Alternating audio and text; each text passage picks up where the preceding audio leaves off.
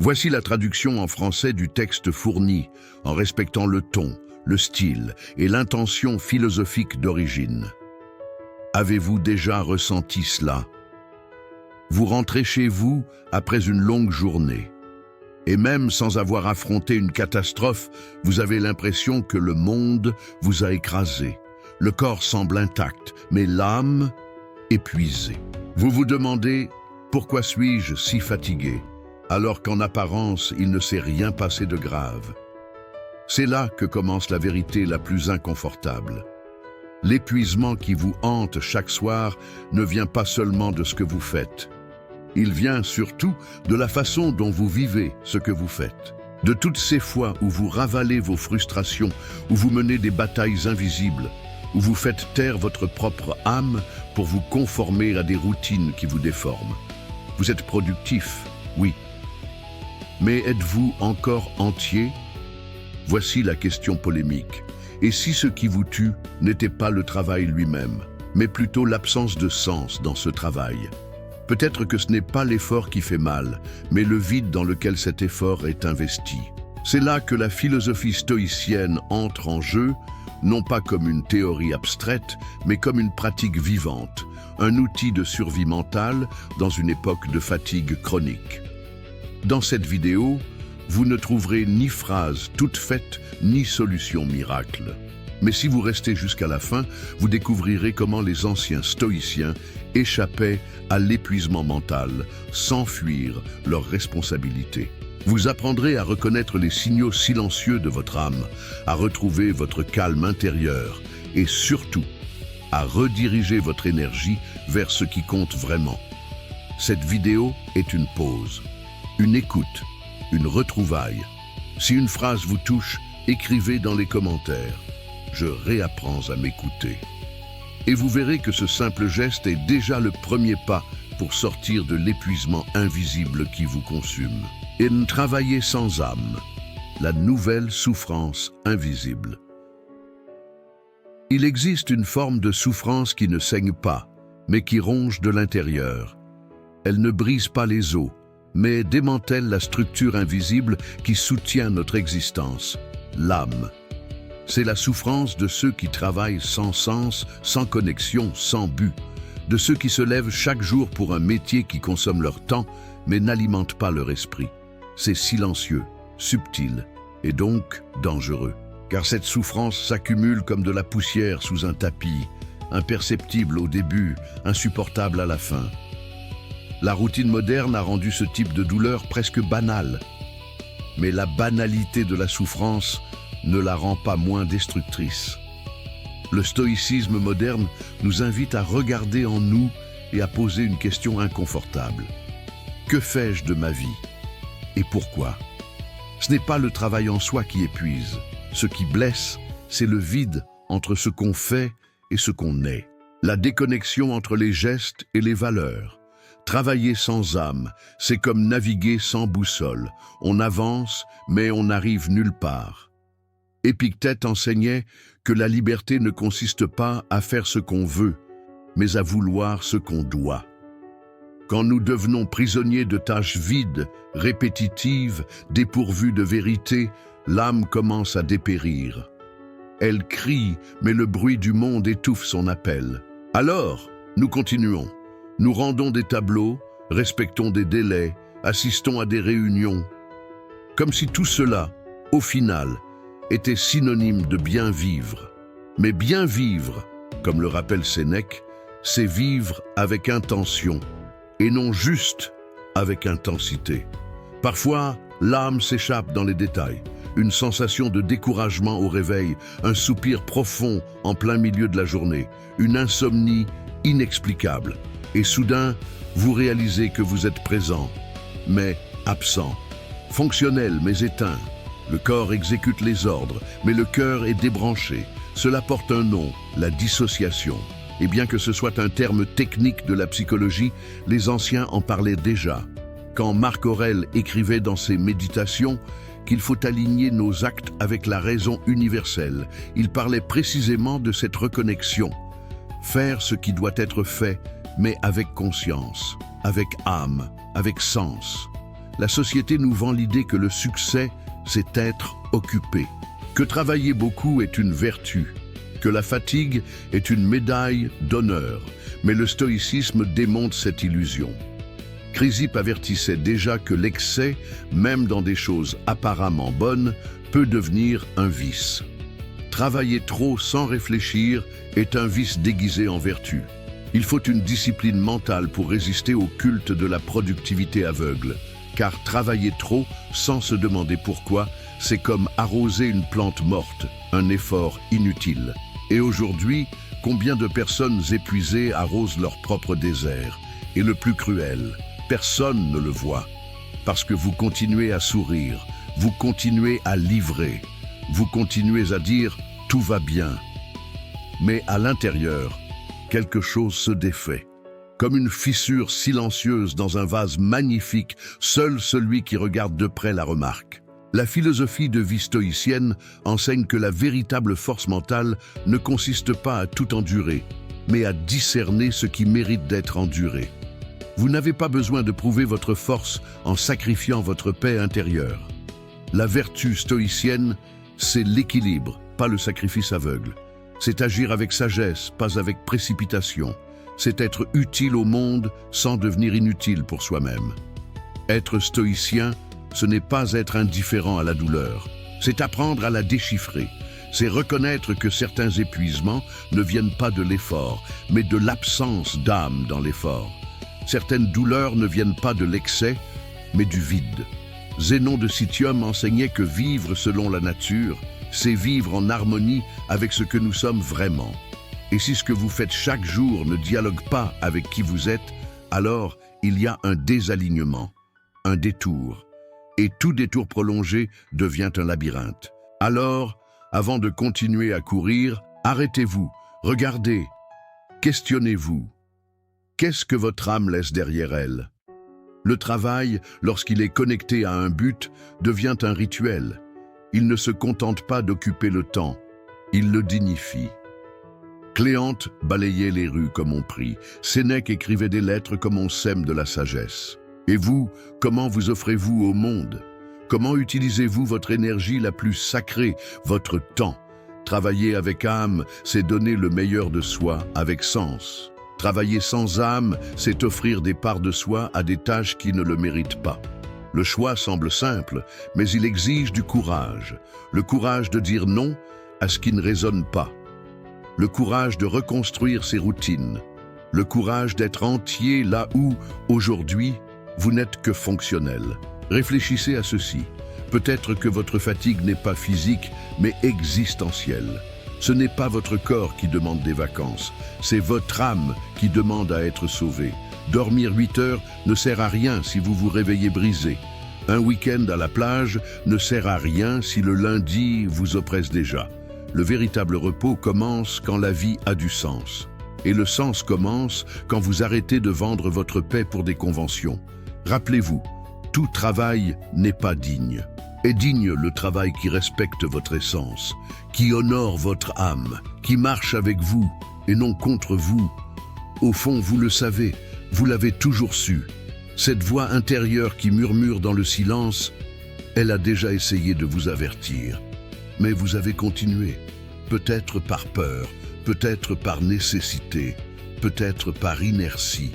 Mais il est temps d'écouter, de regarder votre journée et de vous demander « Cela me construit-il ou me consume-t-il » Car au final, la vie est faite de petits choix quotidiens qui nous rapprochent ou nous éloignent de nous-mêmes. Et le premier pas pour changer, c'est reconnaître où vous avez commencé à vous perdre. L'énergie gaspillée dans les batailles inutiles du quotidien. Avez-vous déjà remarqué combien de votre énergie mentale est consommée par des choses insignifiantes? Petites frustrations, remarques déplacées, emails mal rédigés, regards biaisés, retards, bruit, interruptions, promesses non tenues. La journée semble être une guerre d'épines invisibles. Et à la fin, vous n'êtes pas seulement fatigué, vous êtes vidé. Comme si votre énergie avait été aspirée par 1000 petites batailles que vous n'aviez pas besoin de mener.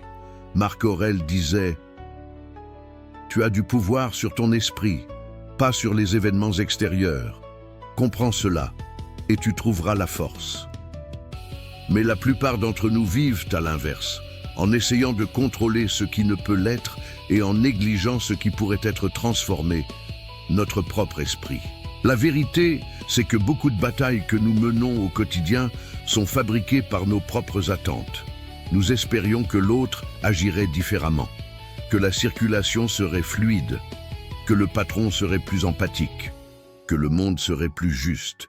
Mais le monde ne l'a jamais promis, et chaque fois que nous résistons à ce qui est, nous nous blessons avec ce qui ne peut être.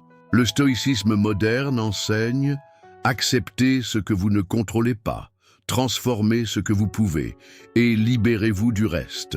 Cela semble simple, mais c'est un art, une discipline mentale qui exige une vigilance constante, car l'impulsion de réagir est automatique, mais le pouvoir de choisir sa réponse est stoïcien. Et comment réagissons-nous? Comme des soldats en alerte permanente, luttant contre chaque contrariété comme si elle était une menace réelle. Mais toutes les offenses ne méritent pas de réponse. Toutes les critiques ne nécessitent pas d'explication. Toutes les urgences ne sont pas vraiment urgentes. Nous gaspillons notre énergie sur ce qui n'édifie pas, sur ce qui ne nous appartient pas, sur ce qui ne change rien. Imaginez votre journée comme une route.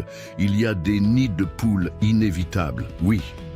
Mais il y a aussi des détours que vous choisissez d'emprunter.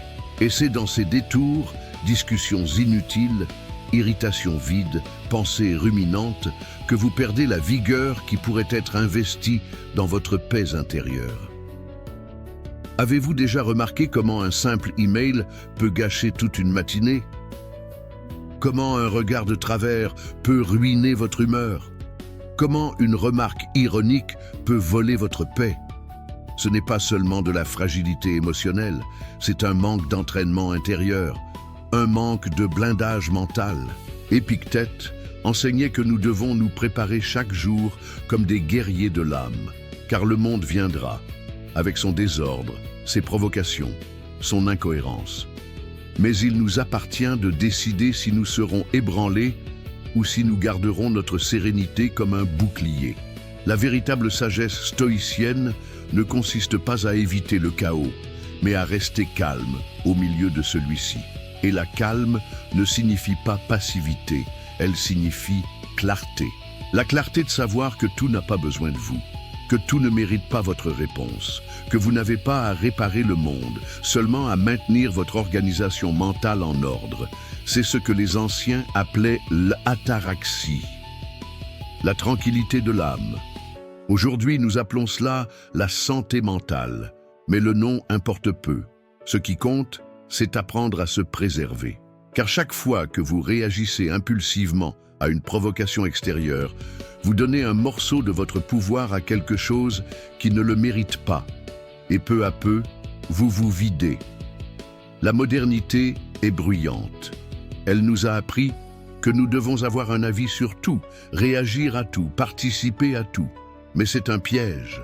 Plus vous êtes dispersé, plus vous vous épuisez. Plus vous essayez de résoudre ce qui n'a pas de solution, plus vous vous éloignez de votre propre paix. Le stoïcien choisit ses batailles. Il ne se retire pas de la vie, mais refuse d'être son esclave. Il sait que son énergie est sacrée et que la gaspiller, c'est comme verser de l'eau propre dans un sol boueux. Vous ne faites que vous salir davantage. Il faut de la sagesse pour reculer. Il faut du courage pour ne pas réagir. Et cela, oui, c'est la force mentale. Dans la pratique, cela signifie pratiquer le silence. Observer avant de juger. Respirer avant de répondre. Et surtout, accepter que certaines choses ne seront pas résolues, que certaines personnes ne changeront pas, que certains jours seront simplement difficiles, et c'est OK. La sagesse ancienne nous rappelle que souvent, la sérénité ne vient pas d'une solution, mais d'un renoncement. Vous n'avez pas besoin de gagner chaque débat, ni de prouver chaque point, ni de remporter toutes les guerres. Parfois, le plus grand signe de succès est de pouvoir poser la tête sur l'oreiller et sentir que vous ne vous êtes pas perdu vous-même. La productivité sans but, un piège mortel. Nous vivons à une époque où être occupé est devenu un statut. Plus l'agenda est rempli, plus l'individu semble avoir de la valeur. Travailler sans relâche est devenu synonyme de succès et se reposer est presque une hérésie. Mais ce que peu de gens réalisent, c'est que cette productivité effrénée ne mène pas toujours dans la bonne direction. Souvent, elle ne fait que masquer un vide intérieur. Vous courez toute la journée, rayez des tâches de votre liste, répondez à des messages, assistez à des réunions, livrez des rapports. Et pourtant, à la fin, vous vous sentez vide. Pourquoi? Parce que la productivité sans but est comme ramer avec force dans un bateau percé. Vous vous épuisez, mais vous n'avancez pas. Sénèque disait « Ce n'est pas que la vie soit courte, c'est que nous perdons beaucoup de temps. » Et rien ne vole plus de temps que de faire beaucoup, sans savoir pourquoi. Le stoïcisme moderne est un rappel pour cette hâte sans direction. Il nous invite à ralentir pour écouter ce qui est étouffé par le bruit de la performance, notre essence. Il y a une grande différence entre être occupé et être utile, entre être productif et être intentionnel. Quand votre routine se résume à accomplir des tâches sans lien avec vos valeurs, vous restez actif, mais vous ne grandissez pas, vous n'évoluez pas, vous ne vous rapprochez pas d'une vie pleine de sens. Être productif sans but, c'est comme décorer une pièce en flammes. L'environnement peut sembler beau, mais il s'effondre de l'intérieur. L'état d'esprit de croissance, si valorisé dans les discours d'auto-assistance, n'a de pouvoir réel que s'il est ancré dans un but, une philosophie de vie, un alignement avec votre âme. Marc Aurèle nous rappelle dans ses méditations que chaque action doit être conforme à la nature rationnelle et sociale de l'homme. En d'autres termes, une productivité véritable est celle qui se connecte à ce qui est naturel en vous, à ce qui sert le bien commun et à ce qui renforce votre paix intérieure, pas seulement votre CV. Et le piège devient encore plus cruel quand nous confondons efficacité avec valeur personnelle. Vous commencez à penser que vous valez ce que vous produisez, que votre existence doit être justifiée par des livrables, des objectifs, des performances. Mais vous n'êtes pas une machine. Vous êtes un être humain. Et votre valeur réside dans votre être, pas seulement dans votre faire. La philosophie stoïcienne offre un antidote puissant contre cette illusion. La discipline comme chemin de liberté et non de prison. La discipline mentale, ce n'est pas se forcer à produire sans arrêt, mais choisir avec sagesse où investir votre énergie. Car chaque choix est une affirmation de ce que vous jugez important. Et si tout semble important, c'est peut-être que vous n'avez pas encore pris le temps de réfléchir. La productivité sans but tue aussi la créativité.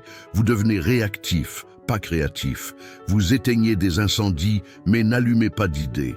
Vous exécutez des ordres, mais ne réfléchissez pas aux raisons. C'est comme vivre en pilote automatique émotionnel.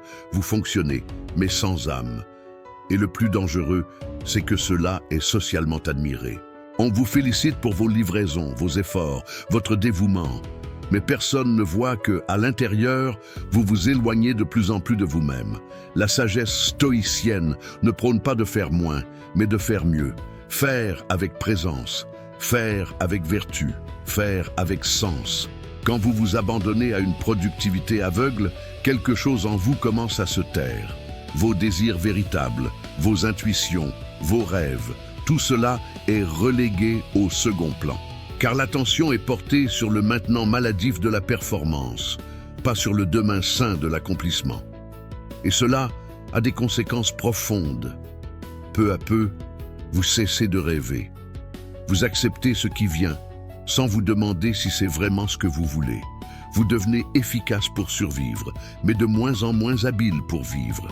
Et c'est là que l'épuisement émotionnel s'installe, quand l'âme réalise qu'elle est ignorée. La discipline stoïcienne, contrairement à ce que beaucoup pensent, n'est pas de la rigidité, c'est du discernement. C'est choisir avec conscience, savoir dire oui à ce qui compte et non à ce qui ne fait qu'occuper de l'espace.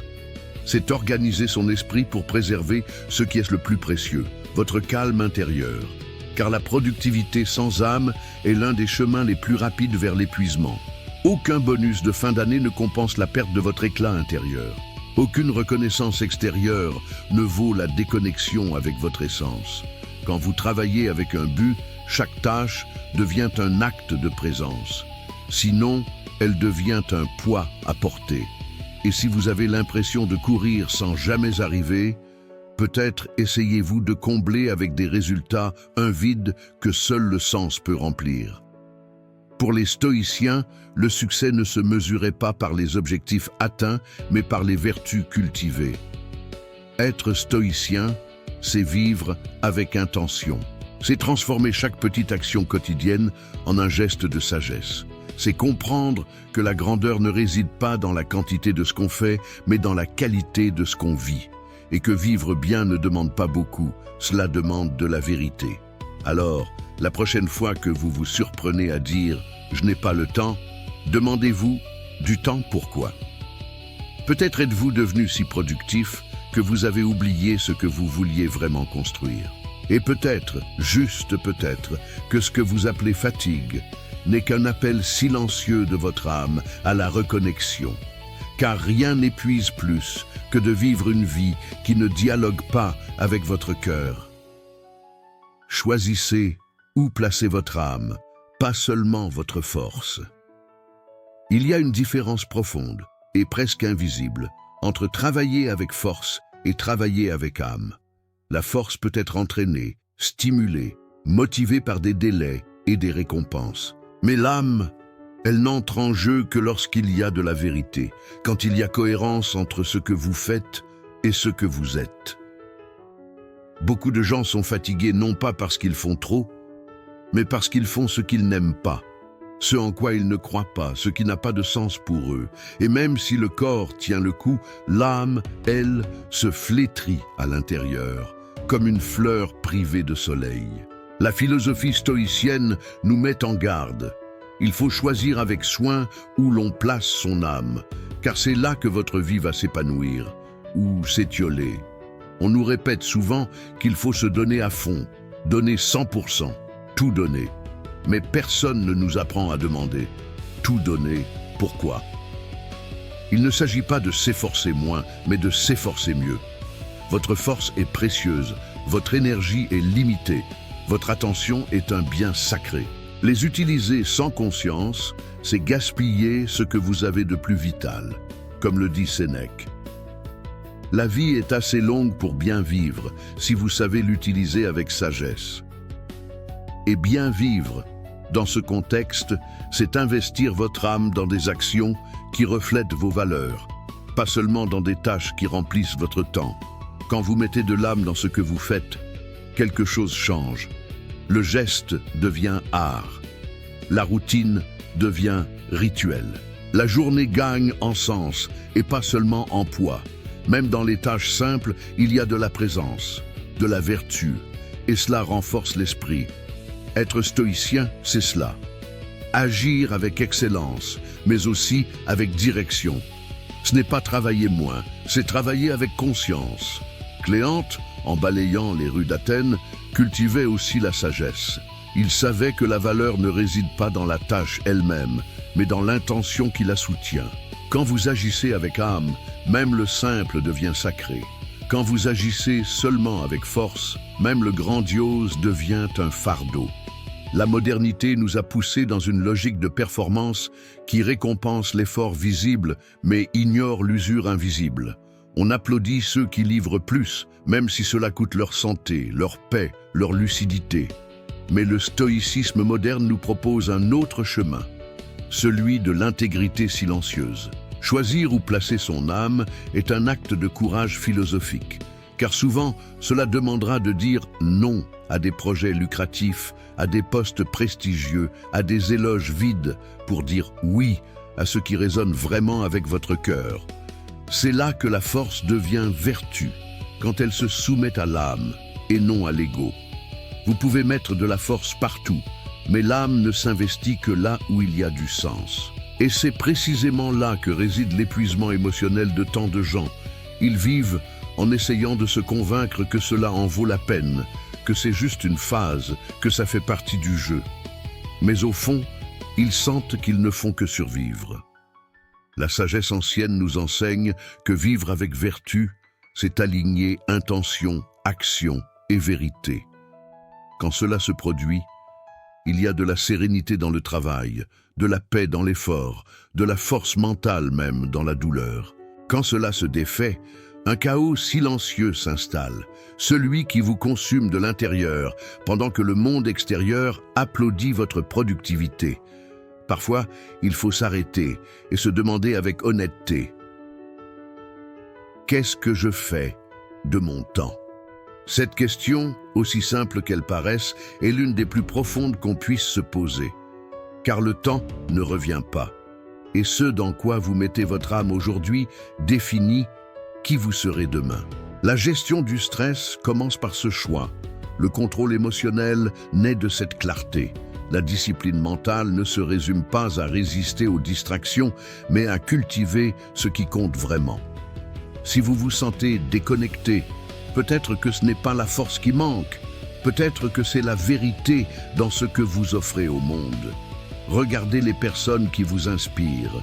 Ce ne sont pas les plus occupées ni les plus parfaites. Ce sont celles qui ont de la présence, de la cohérence. Un éclat silencieux qui ne vient pas de ce qu'elles font, mais de l'âme avec laquelle elles le font. Cela ne s'achète pas, ne s'enseigne pas, ne se feint pas. Cela se cultive dans le silence, dans l'attention, dans le choix quotidien de mettre de l'âme dans les mots, les décisions, les détails. C'est cela la philosophie de vie. C'est cela, être stoïcien dans le monde moderne. Et c'est rare, mais absolument possible. Vous avez le droit de changer de cap, de recommencer, de rediriger votre force. Ce n'est pas une faiblesse, c'est de la sagesse. Parfois, placer votre âme ailleurs est ce qui sauve votre santé mentale, votre joie, votre légèreté. Ce n'est pas fuir l'effort, c'est choisir un effort qui vous construit et non qui vous use. C'est ce qu'on appelle vivre avec un but. Faire de l'action quotidienne un chemin de transformation personnelle. Et s'il faut se consacrer, que ce soit à ce qui vaut votre âme. Le corps parle, l'âme crie. Et vous, écoutez-vous? Parfois, l'âme crie. Mais comme nous n'avons pas le courage de l'écouter, le corps commence à traduire en douleur ce que le cœur ne sait pas encore nommer. Une insomnie qui revient sans cesse. Une oppression dans la poitrine le dimanche soir, une douleur dans le dos que la massothérapie ne soulage pas, une anxiété qui persiste, même avec des médicaments. La modernité nous anesthésie. Nous courons, éteignons des incendies, prétendons que tout va bien pendant que le corps discrètement crie à l'aide sous forme de symptômes. Comme le disait Épictète, « Aucun homme n'est libre s'il n'est maître de lui-même ».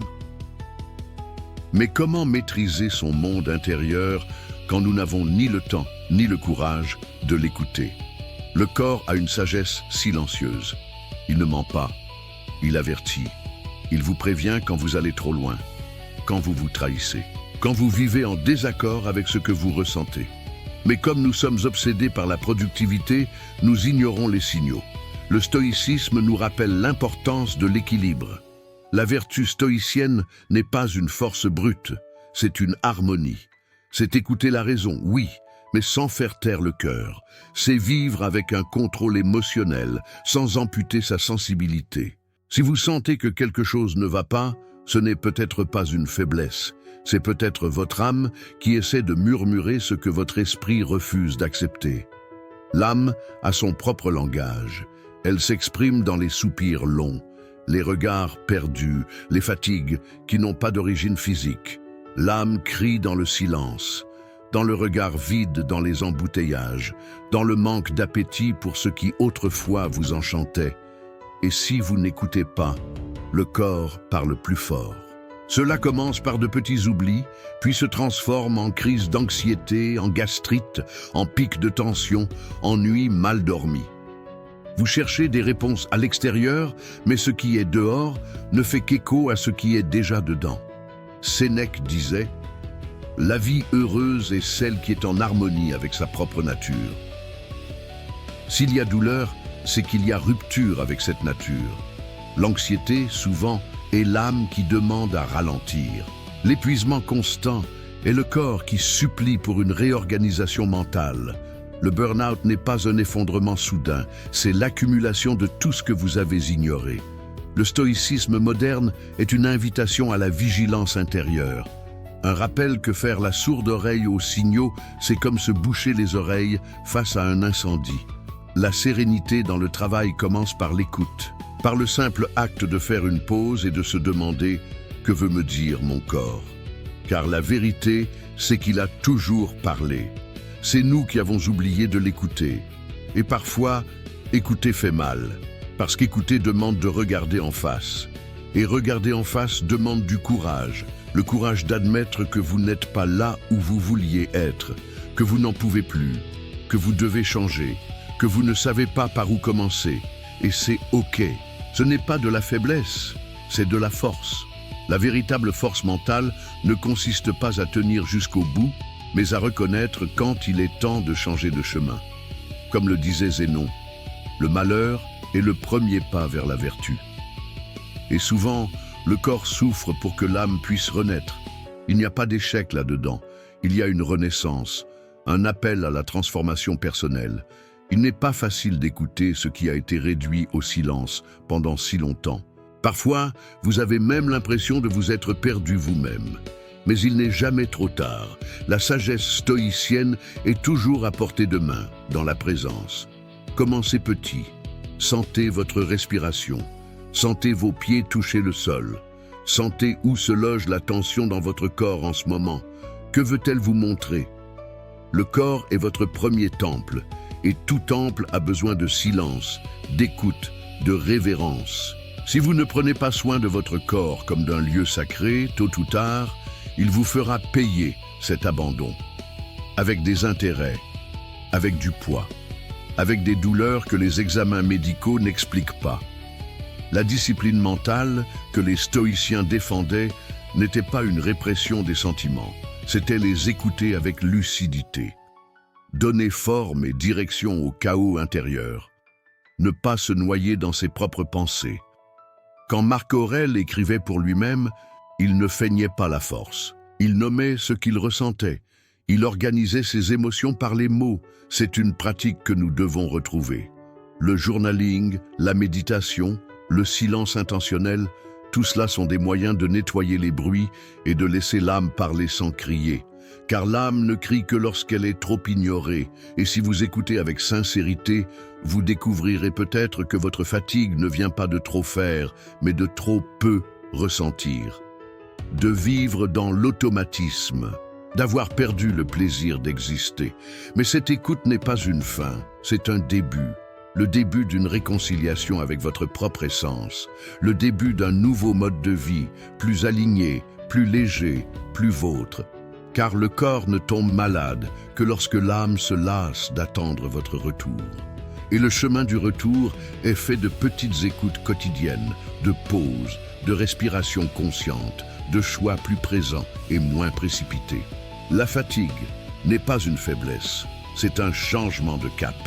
Tout épuisement n'est pas un signe d'usure physique. Parfois, c'est un cri silencieux de l'âme qui dit « Je ne peux plus vivre ainsi ». Mais dans une culture de la hâte et de la performance, nous avons appris à interpréter cette fatigue comme un signe de faiblesse, comme si s'arrêter était un échec, comme si se sentir épuisé était une preuve d'incompétence. Et pourtant, nous continuons vidés, mais en feignant la force, fonctionnels, mais sans vitalité.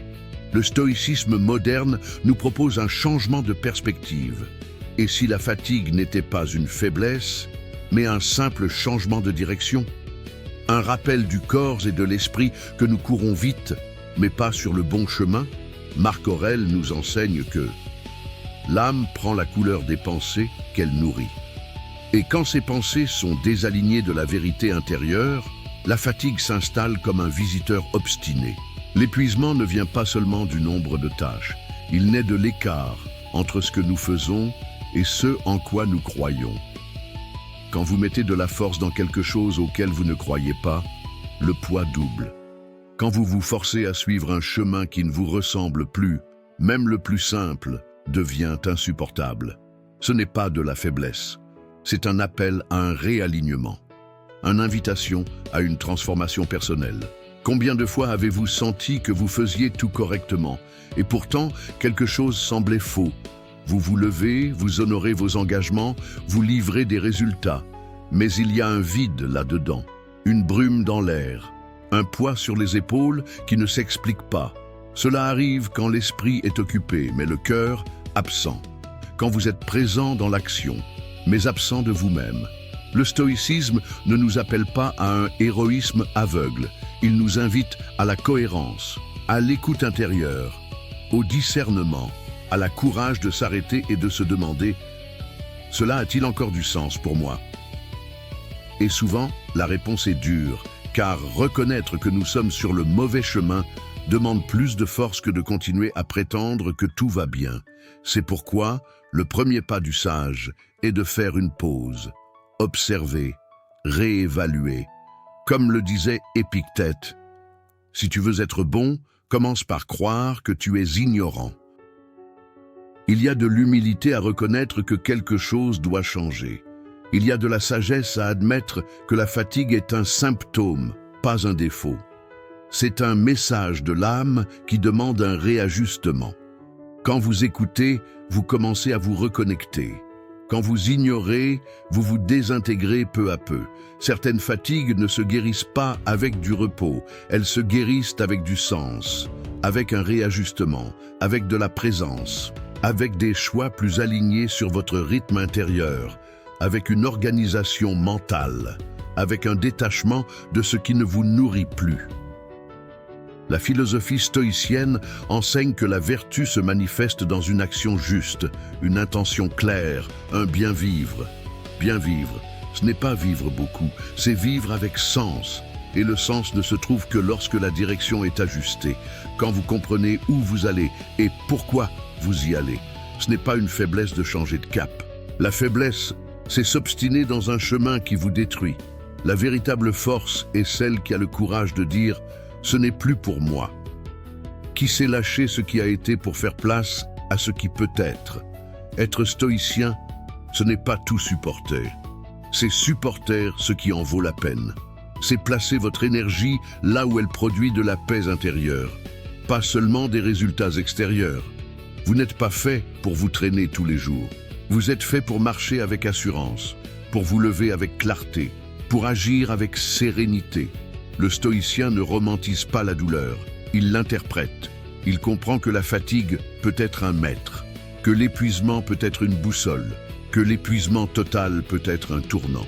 Chrysippe disait que la raison est comme le gouvernail d'un navire. Elle guide le cours. Et quand vous sentez que vous vous éloignez trop de vous-même, il est peut-être temps de tourner le gouvernail, d'ajuster la route, de retrouver l'équilibre entre faire et être, entre discipline et écoute, entre force et sagesse. Pensez à toutes ces fois où vous avez continué à avancer par peur de faire demi-tour, par peur de ce que les autres penseraient, par peur de perdre. Mais parfois, revenir en arrière est le seul moyen d'avancer en paix.